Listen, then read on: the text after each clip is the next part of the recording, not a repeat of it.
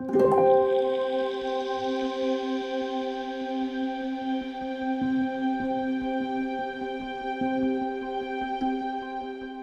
Kemah Injil Indonesia lahir dari gerakan misi The Christian and Missionary Alliance yang didirikan oleh Reverend Albert Benjamin Simpson. Dia mengutus misionari pertama ke Kongo, Afrika di tahun 1884 dan disusul ke berbagai negara termasuk Asia. Reverend Dr. Robert Alexander Jaffray, salah satu utusan misi yang diutus ke Cina dan yang kemudian Tuhan menuntunnya memulai pelayanan di Indonesia.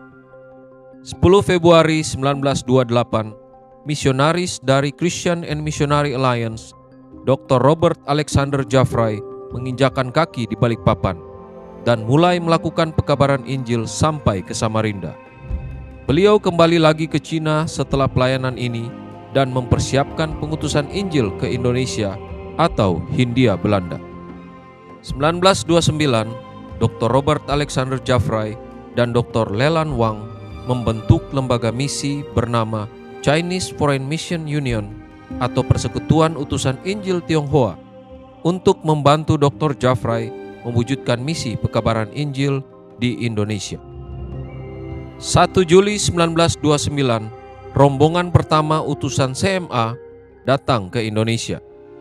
Dan 31 Juli 1929, 7 orang dibaptis di Balikpapan, dan ini menjadi buah sulung yang tercatat dalam pelayanan misi CMA di Indonesia. Tenaga misi yang ditempatkan adalah David Clench dan Paul Len. September 1930, Dr. Jaffray pindah ke Makassar secara penuh dari Tiongkok dan menjadikan Makassar sebagai basis pelayanan atau pusat pekabaran Injil untuk menjangkau Indonesia.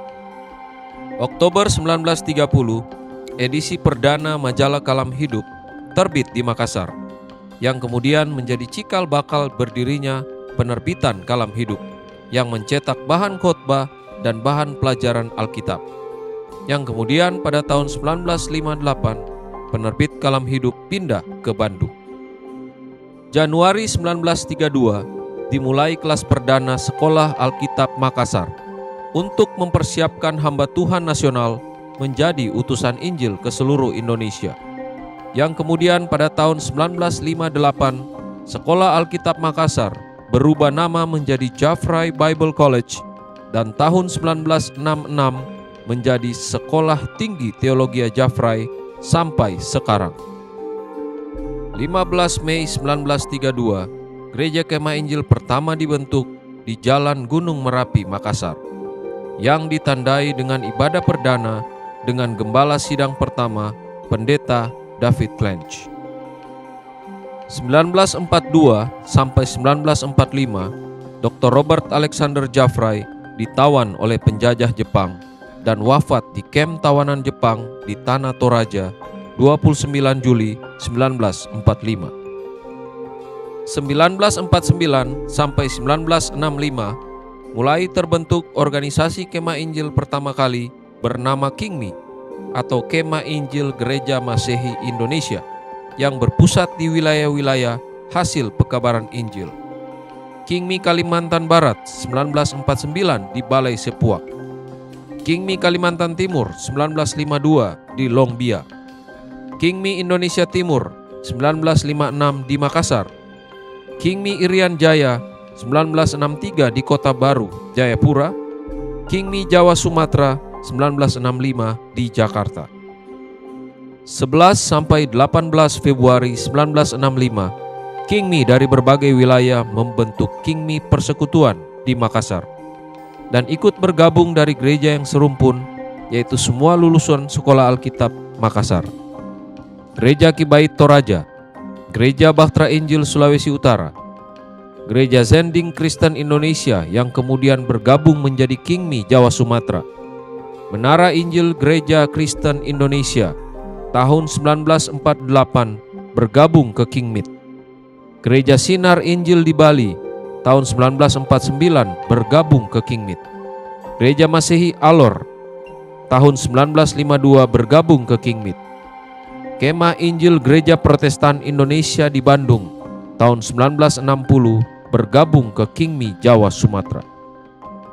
1-8 Februari 1983 di Makassar, Kingmi Persekutuan menjadi Gereja Kemah Injil Indonesia Kesatuan, dan yang melebur menjadi satu yaitu Kingmi Kalbar, Kingmi Kaltim, Kingmit Indonesia Timur, Kingmi Irian Jaya, Kingmi Jasum. Sedangkan Kibait dan Baktra Injil menyatakan keluar dari Gereja Kesatuan dan membentuk sinode tersendiri. CFMU yang dibentuk Jafrai juga telah menghasilkan pelayanan kepada orang Tionghoa di Indonesia dengan terbentuknya 3 sinode gereja, yaitu GKKA di tahun 1973 berpusat di Surabaya, GPMII di tahun 1988 yang berpusat di Samarinda, dan GP Kris di tahun 1988 yang berpusat di Pangkal Pinang.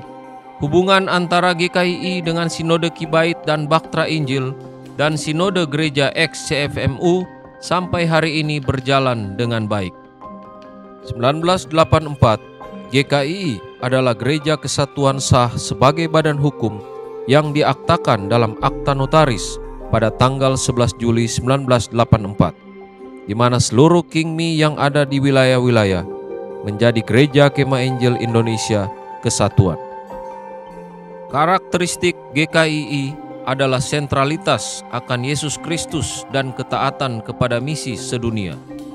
GKII menjadikan sentralitas itu dalam wujud logo yang sudah menjadi hak cipta GKII, yaitu Yesus Kristus Juru Selamat, Yesus Kristus Pengudus, Yesus Kristus Tabib, dan Yesus Kristus Raja yang akan datang.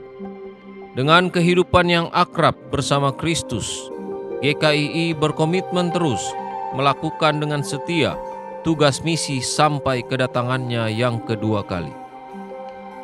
22 Agustus 1987, GKII memperoleh status terdaftar dengan nomor 87 tahun 1987 di Kementerian Agama Republik Indonesia yang izinnya berlaku selama ada GKII di Indonesia. Tambahan Berita Negara tanggal 31 Desember 1993 nomor 105 sehingga GKII sah sebagai badan hukum. Saat ini, struktur GKII Kesatuan terdiri dari Badan Pengurus Pusat, Badan Pengurus Wilayah, Badan Pengurus Daerah atau Klasis, dan Badan Pengurus Jemaat.